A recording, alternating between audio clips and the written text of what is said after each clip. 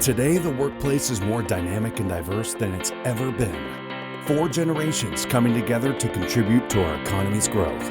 But new challenges in the workplace are growing each and every day. This podcast brings corporate leaders to you, sharing solutions and strategies to enhance your company's culture and bring your people together.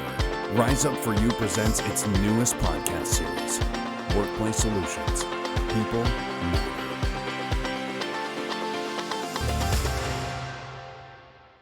Brendan, thank you so much for joining us here on the Rise Up For You podcast. It's really an honor to have you on our show. Yeah, it's awesome to connect with you and all the listeners out there. Great.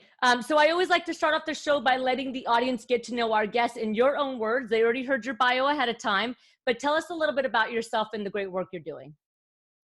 Yeah, so my experience in this space, in this digital and social space, started about 15 years ago. And my experience is a little bit different than most in the fact that I've pretty much have touched every aspect of digital or social over the years. So I started off in entertainment, managing digital divisions for 2 movie studios, overseeing the digital strategy on films ranging from $15 to $100 million budgets, which also afforded me the opportunity to work directly with directors, actors, producers, and how to further syndicate their brand online. And then from there, I knew I really wanted to explore the world of being an entrepreneur because in the studio system, it's really another corporation.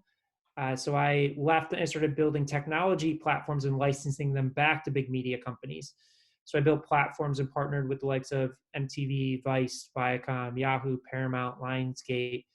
And the MTV partnerships opened up the doors to work with the likes of big celebrities such as like Taylor Swift and Rihanna and others to help really build their online presence and take it to the next level.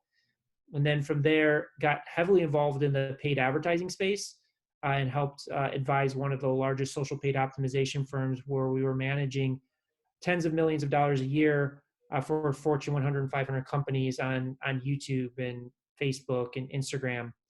And then from there, just really started to see the inefficiencies in paid advertising and content creation, and just started building my own sort of testing methodologies and predictive calculations on top of Facebook and Instagram, really to test content at scale and understand what content themes, formats, and stories work before you invest too much in any direction. Because we would have clients come to us, like some of the biggest brands in the world, that would give us a piece of creative that they spent hundreds of thousands of dollars producing, and then wanted us to spend millions of dollars to promote that content to a specific audience.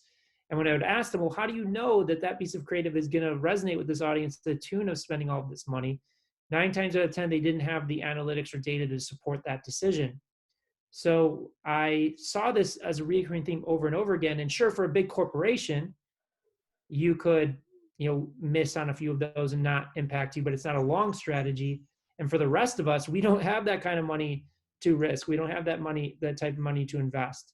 So that's where I built these set of testing methodologies, which led me to help those big brands and corporations, and then go back to work with celebrities and athletes to build their audience online, and decided to run a case study on myself. That was my first book of generating 1 million followers in 100 countries in 30 days and sharing that information. So that's just a little bit of backstory of kind of where I started and how I got to where I'm at today. Yeah, and honestly, your interview is really timely just because of everything that's going on right now in the world. Businesses are starting to rely on the digital space now more than ever, if they haven't already, right? And that's a huge, portion of corporations and businesses that have been storefront, or, their product has not been online. I know that's a lot of our clients. So I think this interview is very important because we are now mainly in the digital space, and now more than ever, we need to understand, how do we attract someone in 3 seconds, right? In this 3-second world, which is the book that you have here that like I said, I've been actively reading, it's a very good book actually. So talk to us a little bit about this hook point idea. That's what I want to talk about today, which is what your whole book is about, is being able to attract somebody, be able to attract the audience in 3 seconds or less. And I think you said in the book that we have 60 billion messages that are coming out every single day.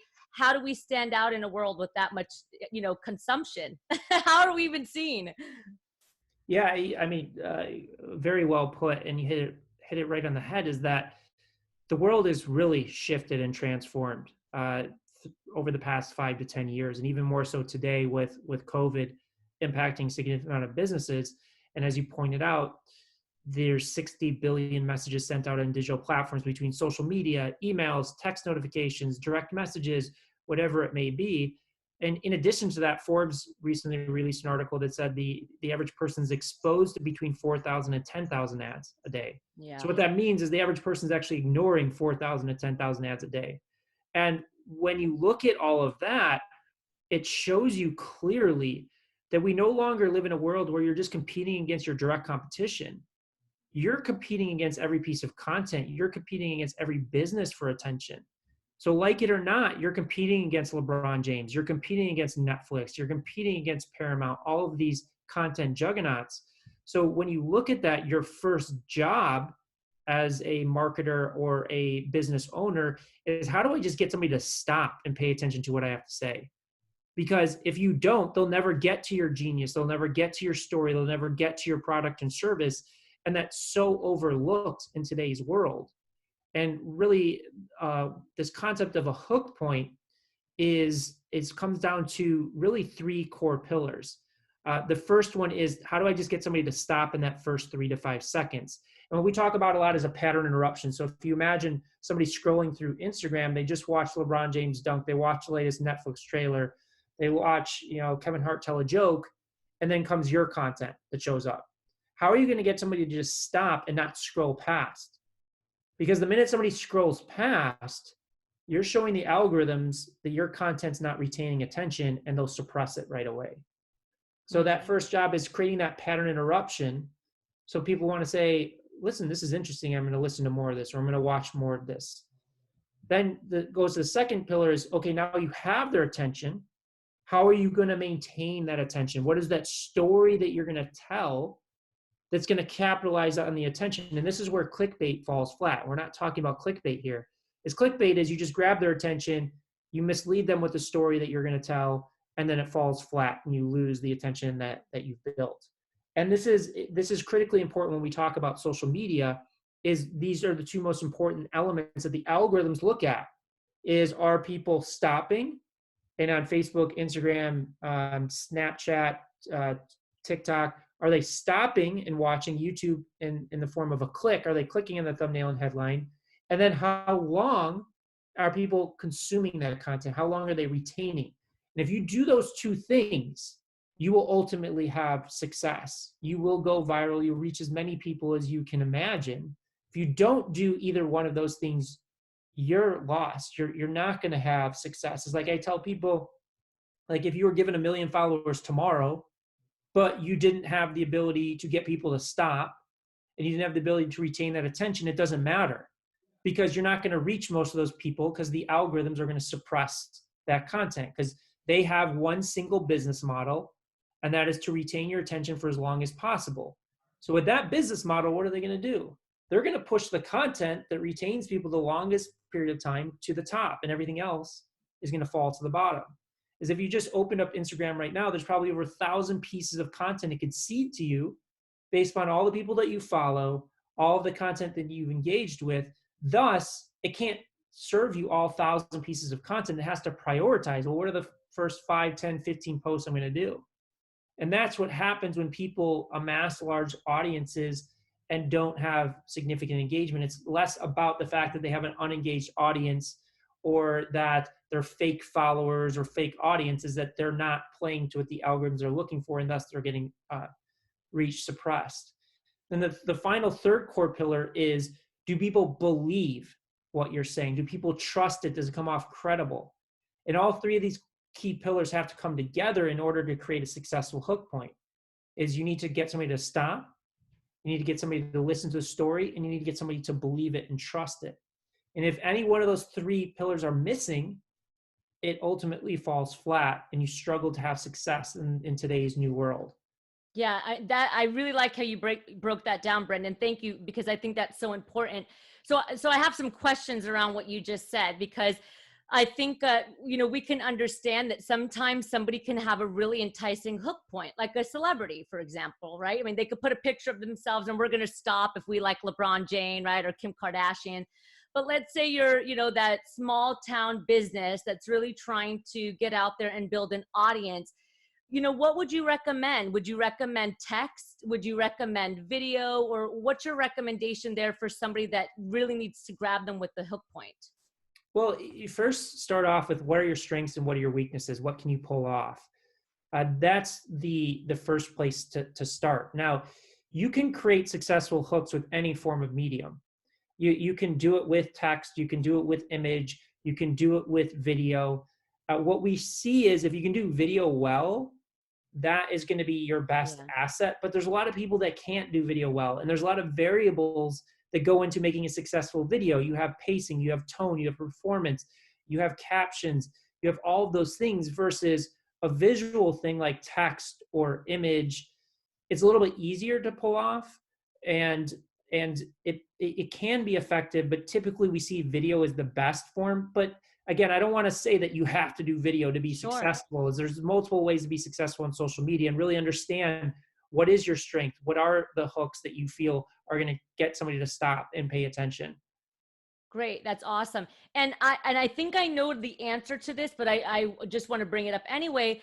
Before we even create the hook point, before we even create, the engagement with the content and then get them to believe us, we have to know our audience. So I'll be honest and say, we work with a lot of businesses as well. And that's actually a big challenge is businesses don't speak the same language, right? That the avatar or their client or whoever they want to engage is speaking. They're speaking expert language and not necessarily the audience language. So what should we do to make sure that when we are doing the hook point, that it's actually transcending where we need it to?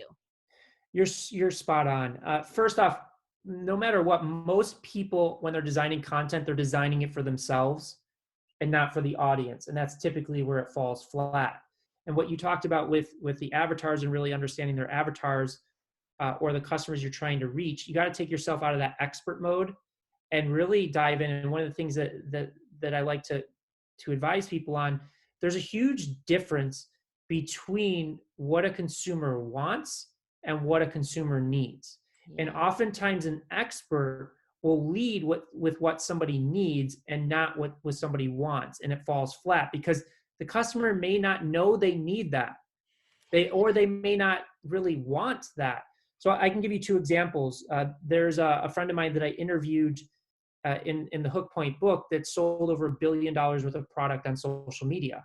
Now that sparks your interest. You're like, well, how did he sell $1 billion worth of products on social media? Well, he's one of the top copywriters in the world. So it's like, well, that's interesting. I want to learn more about copywriting because I want to sell a bunch of products versus starting with, hey, you should really learn copywriting. It'll really help grow your business and revenue. That's not really sexy or what people want. It may be what they need, but you start with what they want, which is revenue, and then you lead them down the path and say, if you really want to scale your revenue, well, then you need to know how to do copywriting at a very high level. Or with my first book, 1 Million Followers, I led with what people want, which is followers, to take them where they need, what they need to know. And I know what they need to know is they need to have the right mindset. They need to know how to test content. They need to know how to structure messages and hook points. They need to know how to leverage strategic partnerships and alliances. Now, if I would have started with those things and started with a book that says The Art of A/B Testing on Social Media or The Mindset Guide to Social Media, it wouldn't have the same impact. Now, I'm not misleading people because I talk to people about follower growth in there, but I say if you want to be good at social media, you've got to learn these disciplines. And I think that that's where you're going with getting out of that expert mindset. Absolutely. And just being so stuck in what you know versus what does the consumer know, and meeting them there and bringing them on the journey. Absolutely. And that's all like really great advice. And thanks for breaking it down the way that you are, which is simple to understand, which, again, is important for the audience. So talk to us a little bit about your book. I do want to go into the power section of our interview, but as mentioned, I've been reading this book, reading it in the morning. Tell us a little bit about it and what readers can expect from this. Yeah. So the whole book is really designed of how you construct a hook point to grab attention and maintain attention. So again, going back to those two core principles of being successful in today's world is one, how do you get somebody to stop to pay attention to your story, and how do you maintain that attention through that story. So that book is all structured around that. And typically people will want to start with my first book, 1 Million Followers. And I say, listen, you got to start with hook point, because you've got to understand how to capture attention and retain it. Otherwise, it doesn't matter how big your audience grows. It'll fall flat. And in the book, it's not just our tactics. I interviewed my friend that sold over $1 billion worth of product, some of the top creative directors in the world on how to sell products at scale. So there's a lot of great useful information on building brand, building revenue, both online and offline. We don't just focus on social media, because social media is only a part of the equation. Like, a lot of business is still done offline, and offline could include a Zoom call. It can include a phone call. It doesn't necessarily have to be in person, but we look at it from a well-rounded perspective of what it means to capture attention and stand out in this very noisy and oversaturated world that we live in today. Yeah, absolutely. Well, Brendan, again, this has been a very insightful conversation that I know our audience and even ourselves can really take and utilize. I'd love to jump into the power section of the interview and ask you, if you can leave the world with one final message, so these are just like quick sound bites, what would you say? What would be your golden nugget, we like to call it? I mean, for me, my philosophy, my mentality, and the reason that I'm successful is understanding the person that you're speaking to, understanding the person either on the other side of the table or speaking to millions of people. And what is it they need? What are they struggling with? What are their challenges? And how can you meet them to solve that? As so much of our day is focused on how do we make the sale? How do we make money? How do we make revenue? Instead of taking a step back and saying, what is the biggest problem in the world, or the biggest problem in my core audience's life that I can solve and provide value to that? And if you do that, A, you're going to make the world a better place, but B, the revenue will come. And that can apply to anything, like a restaurant. A local restaurant does that in a unique way. They give people experiences. They take people out of their everyday life. So I don't want it to make it seem like it has to be this huge, larger thing. Is we all have a role to play in making the world a better place and making everyday life easier and better and more fulfilling. Yeah, I can't emphasize that enough about adding value first, and everything else will come. So that's a great message. And if you had one value that's a non-negotiable, so something that no matter what happens, this value is going to stay, what would you say that value is for you? Learning. Learning? It's just constantly learning. I do it because I love doing it, but also I think the only way to really grow as a person and offer more value is to constantly learn, to constantly improve yourself, because we're on a never-ending journey. We're never perfect. None of us are perfect. None of us will ever learn everything. And I think just bettering yourself on a daily basis, to me, is that. And before we jump into our final question, Brendan, how do we learn more about you? Where can we get the book? Where can we find you? Please brag a little bit. My books are sold anywhere that books are sold. I would recommend starting with Hook Point. You can go to book.hookpoint.com and get it. And if you get it from there, you get access to a free masterclass. You can connect directly with me on Instagram at Brendan Kane, or email me directly at bkane@brendanjkane.com. Okay, great. And we'll put that in the show notes for everyone as well. Thank you. And finally, as you know, we're the company and podcast Rise Up For You. What comes to mind for you when you hear that phrase? To me, when I hear the word rise up, it plays really nicely in kind of what my mission is. And both of my books are dedicated to people that have some powerful way of transforming the world, but their voice is being suppressed. It's either being suppressed by government, by people around them in their inner circle, by algorithms, whatever it is. And to me, I would love to support but also see people rise up that have that ability to transform the world in a positive way, and have their voices be heard, have their voices be seen. Because I think sometimes, a lot of times, our attention goes to the negative parts, or is the attention is taken away from the people that really need that platform, that really need that stage. Great. Brendan, thank you so much for joining us. It's been an honor to have you on our show. Yeah, thank you so much for having me. It was a pleasure to connect with you and everybody watching this. All right, everybody. Well, there you had it. That is the Rise Up For You podcast, business and workplace solutions. Thank you so much for joining us. And thank you, Brennan, for joining us on the show. Please be sure to check out all of our episodes. We are on every single major podcast platform and, of course, on YouTube, where you can watch the webinar. You can also head over to our website, riseupforyou.com, where you will find every single episode and video that we've launched. And we would love for you to join, get our resources, become a member, and really join the Rise Up For You community. So thank you again. We will see you next time. Rise up for you, be better today than yesterday, and prepare for an even greater tomorrow. Thank you so much for joining the Rise Up For You podcast. Again, this is your host, Nedalina Nasruddin. We would love for you to share this episode with any of your friends, co-workers, or anybody that you think can benefit from this podcast episode. And don't forget to follow us and subscribe. We are on every single major podcast platform: Apple iTunes, SoundCloud, Spotify. Anywhere there's podcasts, we are there. And lastly, if you want to see this live in action, head over to our YouTube channel, where you can watch the episode and the interactions between myself and the guest. Thanks for joining us here on the Rise Up For You podcast, business and workplace solutions.